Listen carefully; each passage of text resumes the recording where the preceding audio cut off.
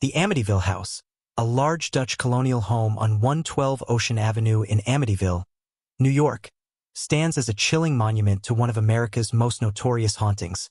Its tale began with a horrifying tragedy on November 13, 1974, when 23-year-old Ronald DeFeo Jr. murdered his entire family, his parents, and 4 siblings while they slept.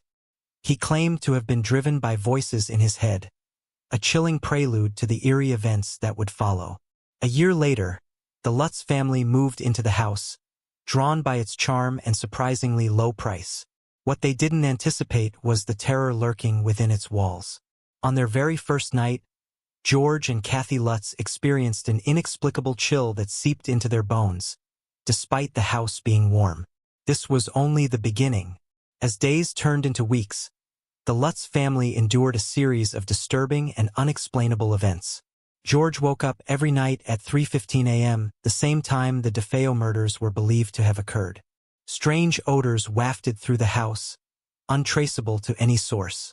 Doors would slam shut on their own, and walls oozed a green, gelatinous substance.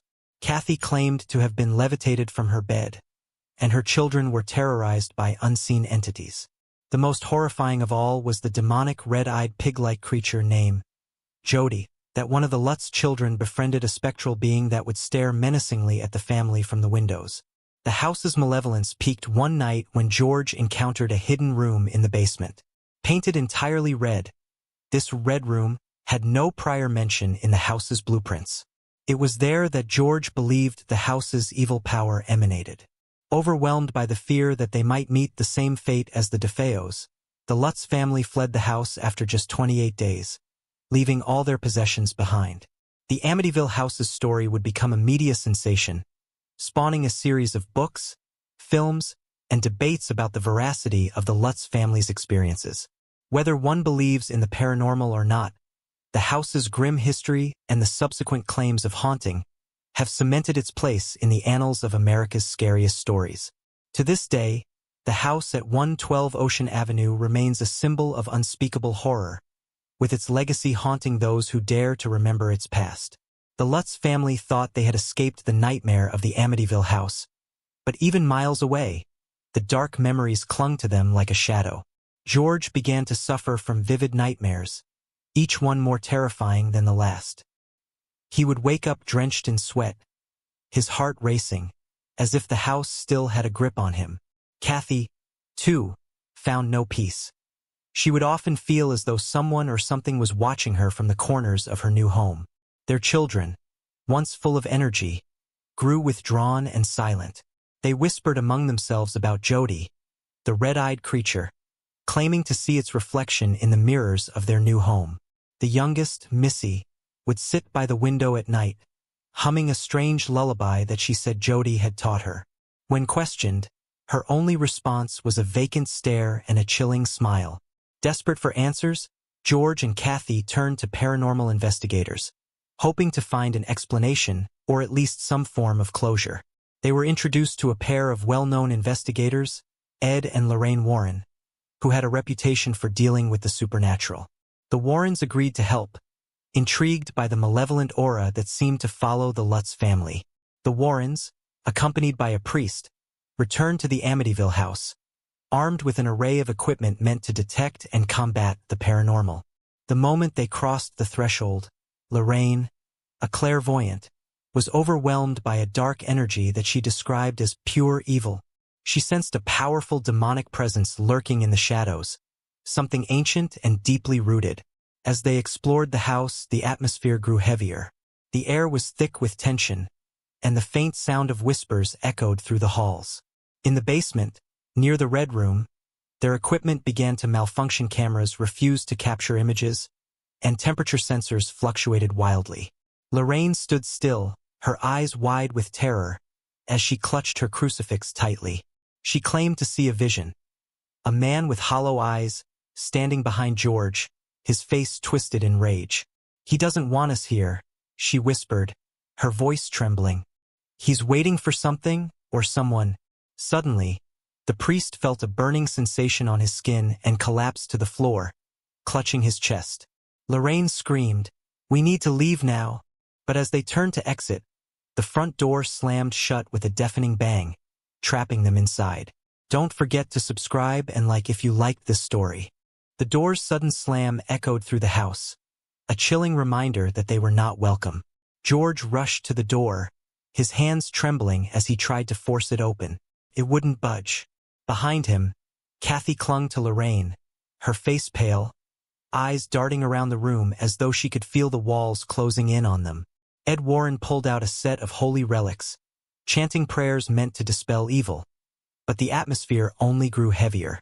The air became oppressive, thick with a rancid smell of decay. Lorraine, still gripping her crucifix, closed her eyes, trying to focus her thoughts. "There's more here than just the spirits of the dead," she murmured. "Something darker, something ancient. It's feeding off our fear." Suddenly, the room temperature dropped sharply, their breath visible in the frigid air. A deep, guttural growl echoed from the basement, sending chills down their spines. "It's coming," Lorraine warned, her voice barely above a whisper.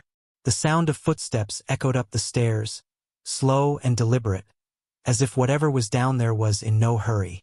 George stepped back from the door, his face drenched in sweat despite the cold. "We have to stop it," he muttered, more to himself than anyone else. He glanced at Ed, who nodded grimly. "We need to confront it head-on. If we run, it'll follow us forever." Reluctantly, they made their way toward the basement, the narrow staircase seeming longer and darker with each step. Each creak of the wooden steps echoed ominously in the silence. The red room awaited them below, its door slightly ajar, a faint red glow seeping through the crack. As they reached the bottom, the growling grew louder, a sound that seemed to come from the very walls themselves. Ed raised a flashlight, its beam cutting through the darkness. The red room appeared as it had before, empty, but radiating an unnatural heat. Lorraine stepped forward, her eyes fixed on something invisible to the others. "It's here," she whispered, her voice trembling with fear. "It's been waiting for us." Suddenly, the growl transformed into a deafening roar, shaking the walls around them. The floor beneath their feet trembled as if something massive was moving below. The light from Ed's flashlight flickered, casting eerie shadows that danced along the walls. And then silence, complete and utter silence. For a moment, they stood frozen, the only sound their own ragged breathing. But the silence was more terrifying than the noise, an oppressive quiet that pressed down on them. George felt a cold hand grip his shoulder and spun around, but there was no one there. The room seemed to shrink around them, the walls pulsating with a life of their own. Then, from the shadows, a pair of glowing red eyes emerged, staring directly at them. A figure began to take shape, its form shifting and twisting, an amalgamation of nightmares. It opened its mouth, revealing rows of jagged teeth, and whispered in a voice that seemed to come from everywhere at once, "You can't escape, you're mine." The entity's chilling whisper echoed in their minds, paralyzing them with fear. George tried to speak, but his voice caught in his throat. The oppressive atmosphere pressed harder, making it difficult to breathe. The glowing red eyes drew closer, their malevolence piercing the very core of each person in the room. Ed, clutching his crucifix tightly, began to chant a powerful exorcism prayer. His voice, though shaking, cut through the suffocating silence, each word like a beacon against the darkness. Lorraine joined in, her voice steady and resolute, drawing strength from their shared faith. The air crackled with an unseen energy, a battle waged between light and shadow. The figure recoiled slightly, its form flickering, but the red eyes remained fixed, unwavering. "You think your prayers can banish me?" it hissed. "I have been here long before your kind whispered their first words. I am bound to this place, and now you are too." Kathy, gripping George's arm, felt a surge of determination. "We're not leaving without a fight," she whispered, though her body trembled. Her gaze fell on the red room, its pulsating walls seeming to call to her. "That room, it's the source." Without thinking, she broke free from George's grasp and stepped into the room.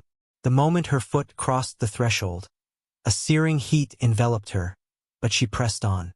Inside, the air shimmered, distorted by an unseen force. The walls seemed alive, pulsating with a heartbeat that matched her own. "Kathy!" George shouted, lunging forward, but an invisible barrier threw him back. Lorraine's eyes widened in terror. "She's confronting it directly," she said, her voice filled with both awe and fear. "If she fails, we all do." Inside the red room, Kathy felt a strange sense of clarity. The fear that had gripped her moments before dissipated, replaced by a deep, primal understanding.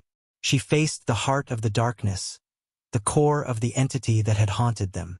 "You have no power over us," she declared, her voice steady. "You feed on fear, but I am not afraid." The entity roared in defiance, its form twisting and contorting violently. The room trembled, cracks forming in the walls as the very foundation of the house seemed to rebel against Kathy's defiance. The temperature spiked, the heat becoming almost unbearable, yet Kathy stood her ground. Suddenly, the oppressive barrier separating her from the others shattered. George rushed to her side, pulling her out of the red room just as the walls began to collapse inward, as if the house itself was imploding.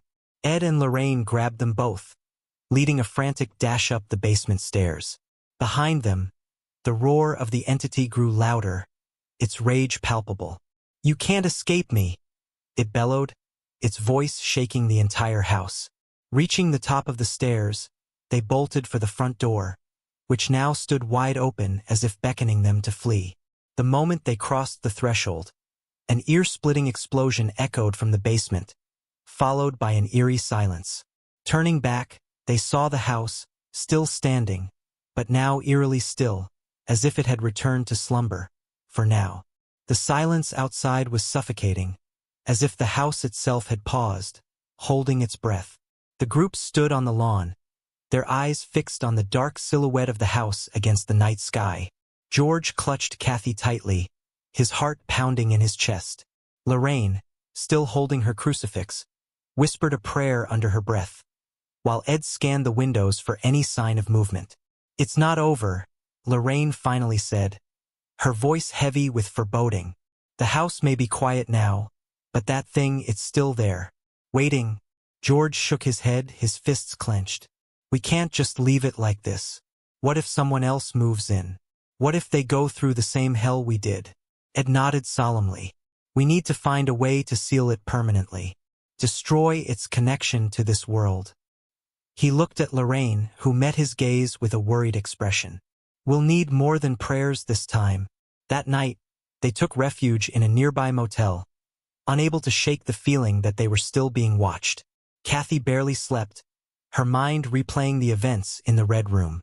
The pulsating walls, the searing heat, and the entity's haunting red eyes haunted her. She knew they had to go back, but the thought filled her with dread. The next morning, Ed and Lorraine made several calls, reaching out to experts in demonology and ancient rituals. One name kept coming up: Father Callahan, an enigmatic priest known for dealing with the darkest of entities. They arranged a meeting, hoping he would have the answers they desperately needed. When they met Father Callahan, his presence was both reassuring and unnerving. His piercing eyes seemed to look right through them, as if he could see the weight of the darkness they had encountered. "The Amityville house is more than just haunted," he explained. "It sits on a nexus of dark energy, a place where the veil between worlds is thin. The entity you faced is ancient, drawn to that energy. It won't be easy to banish." "What do we need to do?" George asked, his voice firm. Father Callahan hesitated, then said, "We'll need to perform a ritual of binding. It's dangerous, but it's the only way to sever the entity's hold on the house. We'll need relics, sacred symbols, and most importantly, we must face the entity again, in its full form." Kathy's heart sank. The thought of returning to the house, of confronting that malevolent force once more, was almost too much to bear. But she knew they had no choice. "When do we start?" she asked, her voice trembling but determined. Father Callahan's expression was grave. "Tonight. The longer we wait, the stronger it becomes." As the sun dipped below the horizon, casting long shadows over Amityville, the group gathered their supplies. The air was thick with anticipation and fear. Father Callahan had brought an assortment of relics, ancient symbols of protection, blessed salts, and holy water. Each item was meticulously prepared, their significance explained in hushed, reverent tones. "We must stay together," Father Callahan instructed, his voice firm. "No matter what happens, do not separate. The entity will try to isolate us, to prey on our fears." George nodded, his jaw set in determination. He looked at Kathy, who squeezed his hand tightly. "We can do this," she whispered, though her eyes betrayed her fear. As they approached the house, the atmosphere seemed to shift. The familiar structure loomed ahead, its windows like vacant eyes staring back at them. The air grew colder, and an unnatural stillness enveloped them, as if the house itself were holding its breath, waiting for their return. Father Callahan led the way, his crucifix held high. With each step toward the door, the tension grew, an invisible force pressing against them. George pushed the door open, and the group entered, their footsteps echoing eerily in the silence. Inside, the house was dark, the air thick with the stench of decay. The walls seemed to pulse faintly, as if alive, reacting to their presence. Father Callahan sprinkled the blessed salt along the threshold, muttering prayers in Latin. "This will keep the entity from leaving," he explained. "Now we must draw it out." They made their way to the living room, where Father Callahan arranged the relics in a circle. The group stood within it, each holding a candle. The priest began the ritual, his voice resonating with authority as he chanted ancient verses. The candles flickered, their flames dancing unnaturally, casting long, shifting shadows. The house groaned in response, the sound of creaking would reverberating through the walls. A low growl echoed from the basement, growing louder with each passing moment. The temperature dropped sharply, their breath visible in the flickering candlelight. Suddenly, a deafening roar erupted, shaking the entire house. The candles blew out, plunging them into darkness.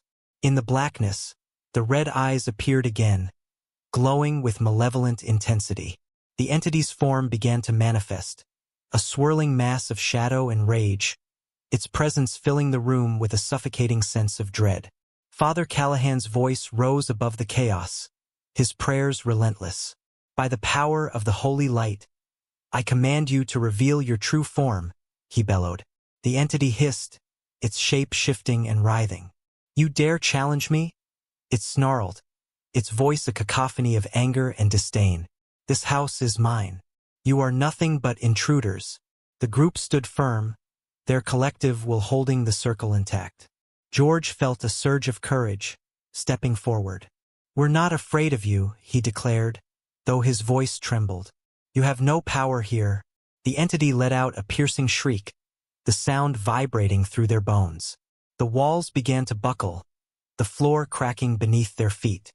The house was collapsing around them, the entity's fury threatening to consume them all. But Father Callahan raised his crucifix high, its light cutting through the darkness. "In the name of all that is holy, be bound and banished," he cried out, his voice echoing with divine power. The entity roared in defiance, its form writhing violently against the invisible chains of Father Callahan's command. The light from the crucifix grew brighter, casting away the shadows as it surged toward the center of the room where the entity stood. The house trembled, the walls shaking as if resisting the exorcism. With one final ear-splitting shriek, the entity's form exploded into a blinding flash of light. The group shielded their eyes, the force of the explosion knocking them to the ground. The air was filled with an unnatural silence, as if the very house was holding its breath. When they opened their eyes, the room was still. The oppressive darkness was gone, replaced by an eerie calm. The relics lay scattered on the floor, their energy spent. Father Callahan stood, his face pale but resolute. "It's done," he whispered. "The entity is bound. Cannot harm anyone again." George helped Kathy to her feet, their eyes meeting in shared relief and exhaustion. "It's really over?" Kathy asked, her voice trembling. Father Callahan nodded. "The connection between the entity and this house has been severed. It's been bound to the darkness it came from. This place will never be the same. But it's no longer a threat. The group slowly made their way out of the house, the first rays of dawn breaking over the horizon. The house stood silent, its windows now lifeless, no longer the eyes of a malevolent force. As they stepped outside, a weight lifted from their shoulders, the oppressive energy that had once surrounded them now gone. George and Kathy took one last look at the house, its silhouette no longer looming with dread. "It's time to move on," George said, his voice filled with quiet determination. "We can finally start over." Father Callahan placed a reassuring hand on George's shoulder. "You've faced a great darkness and come out stronger. The past may linger, but it no longer defines you." As they drove away from 112 Ocean Avenue, the house stood still in the morning light, an empty shell of its former self. The echoes of its dark history would remain a cautionary tale, but for the Lutz family and those who had faced its evil, it was finally over. Yet, deep in the recesses of the now abandoned Red Room, a faint pulse lingered, a reminder that some darkness never truly dies, merely waits for the right moment to stir again. Don't forget to subscribe and like if you liked this story.